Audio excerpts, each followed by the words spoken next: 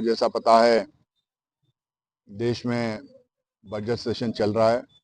Budget session के साथ साथ बहुत सारे मुद्दे जो देश में और विदेश में जो मुद्दे हैं उसको बाकायदा मल्लिकार्जुन खड़गे साहब के और राहुल गांधी जी के नेतृत्व में कांग्रेस पार्टी तमाम मुद्दों को उठा रही है।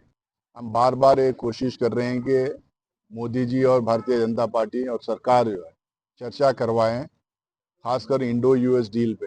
ये डील कैसा हुआ, डील में क्या मजबूरियां थी कि इस तरह की डील उन्होंने की, और ईरान, यूएस और इजराइल की जो वार चल रही, जो जंग चल रही, उसका इम्पैक्ट हिंदुस्तान पे क्या होगा, एनर्जी क्राइसिस कैसा है लोग संभालेंगे, उसकी क्या तैयारियां हैं, पेट्रोल डीजल गैस का दाम बढ़ेगा गिरेगा, वो पेट्रोल डीजल और गैस का कितना रिजर्व हमारे पास है, क्योंकि वहाँ से तो वो आने दे नहीं रहे हैं, उधर से सप्लाई बंद हो रही है।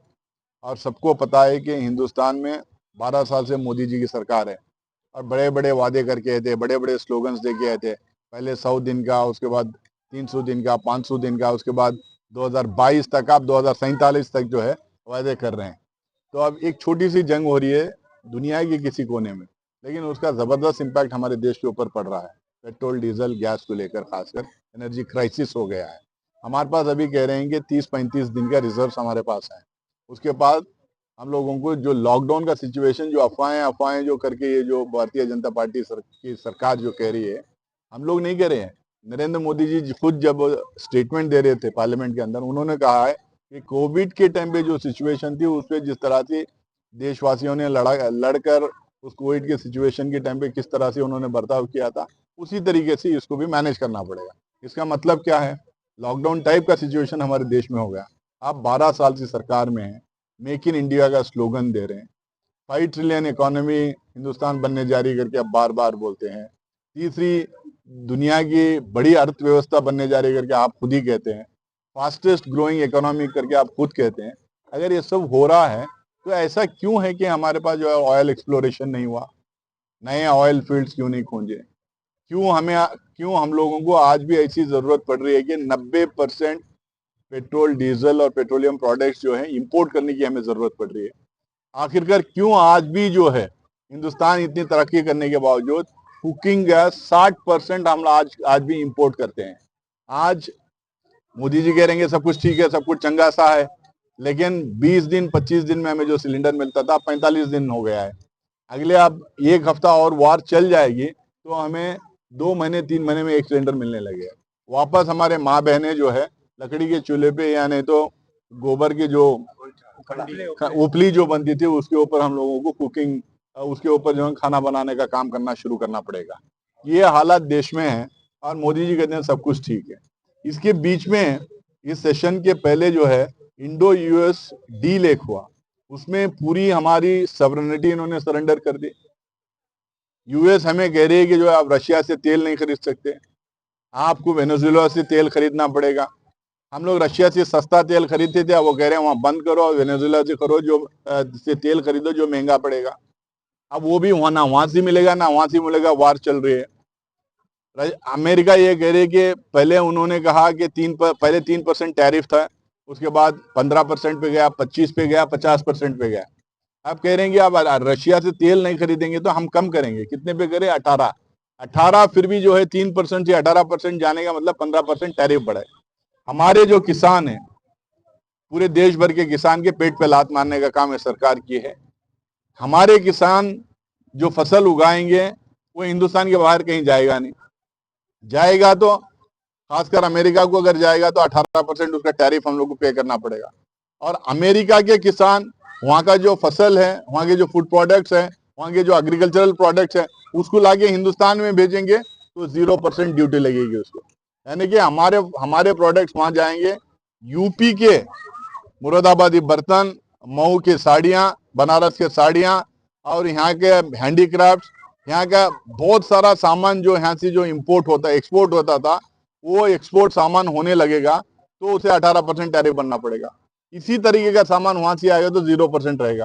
तो इसका मतलब हिंदुस्तान के कोने कोने के में जो किसान काम कर रहा है वो किसान पे पेट पे लात मारने का काम है सरकार की है।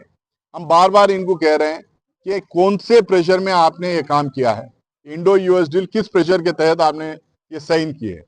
आज हमारा उनका जो ट्रेड चल रहा है, उस ट्रेड के तहत 500 बिलियन ट्रेड डिफिसिट अमेरिका के साइड है। यानी क्या है, हम लोग एडवांटेजेस पोजीशन में हैं, लेकिन हमारी सरकार ने अभी ये साइन करके आई है डील के तहत कि हम 500 बिलियन यूएस डॉलर के वर्थ ऑफ जो है कमोडिटीज हम उनसे खरीदेंगे, उनकी टेक्नोलॉजी लेंगे, उनके एयरक्राफ्ट लेंगे, उनके इक्विपमेंट्स लेंगे, ऑटोमोबाइल्स लेंगे, हम खरीदेंगे।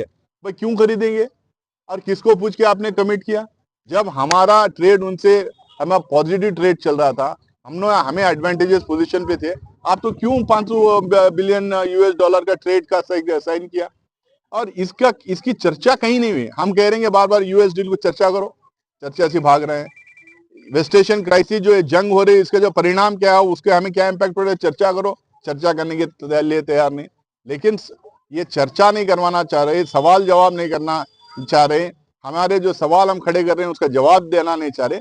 लेकिन दूसरी तरफ जो है एसआईआर कराने के लिए पूरे देश भर में मोदी जी घूम रहे हैं कि अभी हम वोट काटेंगे, सरकारें तोड़ेंगे, पार्टियां तोड़ेंगे, एमएलए एमपी को चोरी करेंगे, जो वोट चोरी करेंगे और चुनाव में जो मालूम वोट चोरी के तहत जीत के हम सत्ता में बने रहेंगे।